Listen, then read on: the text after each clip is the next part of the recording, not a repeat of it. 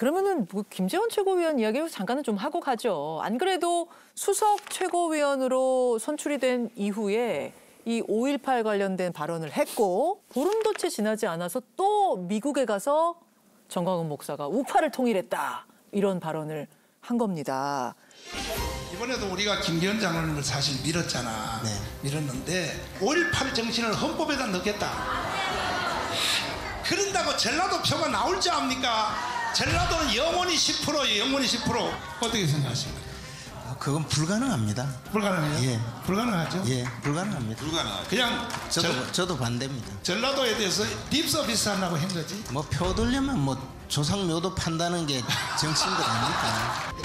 또 현재 또 우리 한국 정부의 정치 현안 전광훈 목사께서도 우파 진영을 전부 이 천하 통일을 해서 요즘은 그나마 아무리 우파 진영도 민주노총에 대항하는 그런 활동 무대가 되어서 우리 쪽도 사람은 있구나 이런 마음이 들게 합니다. 일단 여러분 그 전광훈 목사는 국민의힘 당원 아닙니다. 예, 본인의 당이 따로 있고요. 사실 당에서는 공식적으로는 선을 긋고 있는 상황. 근데 왜 김재원 최고가 두 번이나 연달아서 이런 행보를 보였을까? 이건 말실수냐? 아니 뭐 의도된 행보냐? 저는 그렇게 해석했어요, 개인적으로. 이제 김재원 최고위원은 당내에 이렇다 할 세력이 없으니까 전광훈 목사 세력을 동맹 삼아서 앞으로 이 당에서 정치를 도모하려고 마음을 먹었나 보다.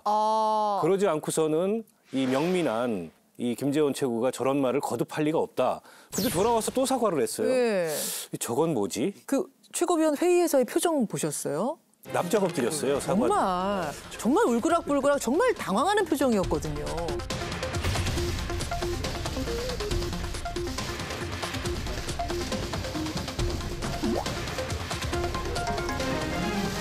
최근 새해 발언으로 국민 여러분들께 많은 신뢰를 끼치고 당에도 큰 부담을 안겨드린 점 진심으로 반성하고 있습니다.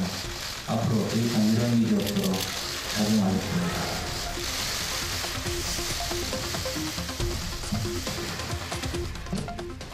전광훈 목사가 국민의힘에 이제 입당을 권유한 사람이 몇만 명 정도 된다는 썰이 있어요. 근데 이번 전당대회 보면 최고위원이 1등부터 4등까지가 뽑히잖아요. 네. 근데 1등으로 뽑힌 최고위원과 5등 해서 떨어진 최고위원 간의 표차가 약 6% 정도밖에 안 나요. 그러니까 붙어 있어요. 촘촘했군요. 예, 그냥. 1, 2% 차이로 예, 붙어 예. 있어요. 그러니까 아마도 전광훈 목사의 어떤 도움으로 김재원 최고위원이 1등으로 최고위원 선출된 것이 아닌가라는 생각이 들고 이게 김재원 최고 입장에서는 이제 보훈하려다가 은신해야 되는 처지가 된 것 같아요. 저도 이제 그 해석에 동의하는데요.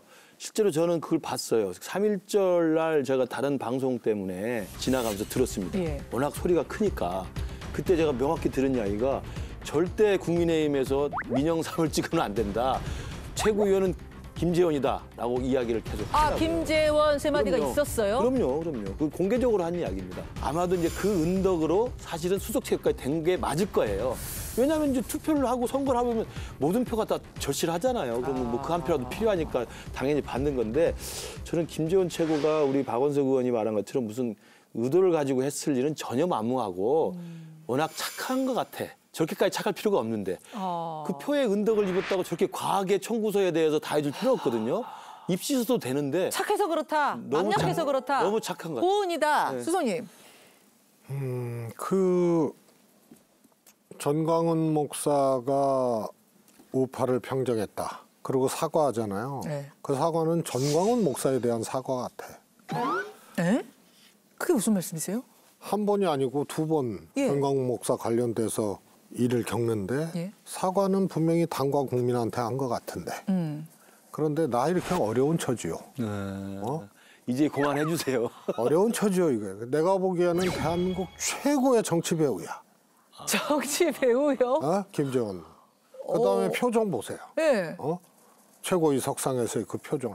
이게 진퇴 양난이거든. 그런 경우인데 카메라 앞에서 네. 최고위에서 그런 표정을 지을 수 있다. 엄청난 거죠. 그래서 내가 보기엔 전광훈 목사에게 고맙고 나 정말 신이 있고 의리 있는 사람인데 예. 나 이렇게 힘듭니다.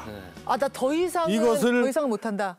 사과를 2번 그냥 연이어하면서 예. 하는 전광훈 목사에게 보내는 표정과 언어, 사과. 할 만큼 했다. 그러니까 이제 제가 볼 때 그거예요. 전 목사님, 이제는 청구서 좀 그만 내밀어 주세요. 이야기지. 금이로 해석이 된다. 그렇게 해석이 또 일리가 있어 보이네. 그런데 귀당은 어떻게 그 목사님부터 나하고는 아무 상관이 없는 선생부터 사람이에요. 아니 거기는 개딸 있잖아요. 개딸은 하늘과 대화하지 않아.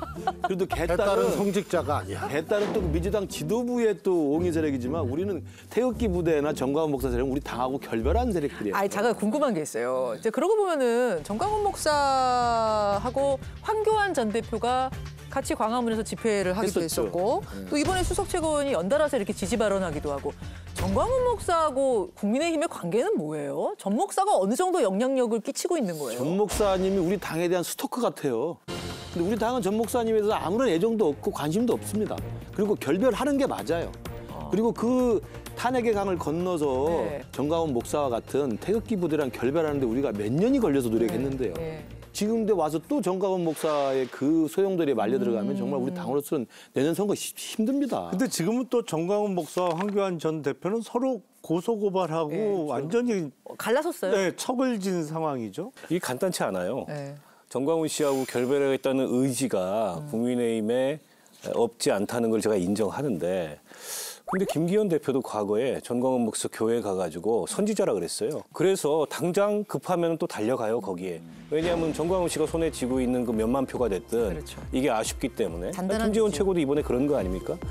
그럼 앞으로 총선도 치르고 또 뭐 대선도 치르고 해야 되는데 그때마다 표가 아쉬운 사람들은 또 광화문 애국 세력 이렇게 이제 찬양하면서 정광훈 씨 찾아갈 거예요. 결별이 안 된다니까. 저는 절대 찾아가지 않을 겁니다. 아니 그 극우 김근식 세력과는 위원장이 결별을 그런 거야. 김근식 교수 훌륭하시니까. 거기만 그랬나. 결별하는 것이 우리 당의 살 길이에요. 김문수 위원장 뭐 하여튼 부지기 수지. 근데 하여튼 당원으로 입당했잖아요. 입당을 막을 수는 없죠. 막을 수 없잖아요. 근데 왜 개딸을 타다고 그래? 아니, 개딸은 지도부, 아니 그 다르죠. 개딸은 지도부 김재원 의원 고통 주지 말고. 지금 정광훈 목사 세력은 들어와서 자기들 목소리를 내려고 하지만 우리가 분리해내고 있는 거죠. 근데 저는 정광훈 씨는 해악이 좀 덜하다고 생각해요. 왜냐하면 눈에 보이는 가시적인 세력이거든. 근데 눈에 안 보이면서 하늘과 대화하는 분이 국민의힘이나 여권에 영향을 미치는 거. 그런 게 더 무서운 거지. 아, 정광훈에서 또 거기까지 왜 갑니까? 아니 전광훈 목사도 하늘하고 대화, 하느님하고 대화해요. 근데 그분은 가시적인 세력이잖아요.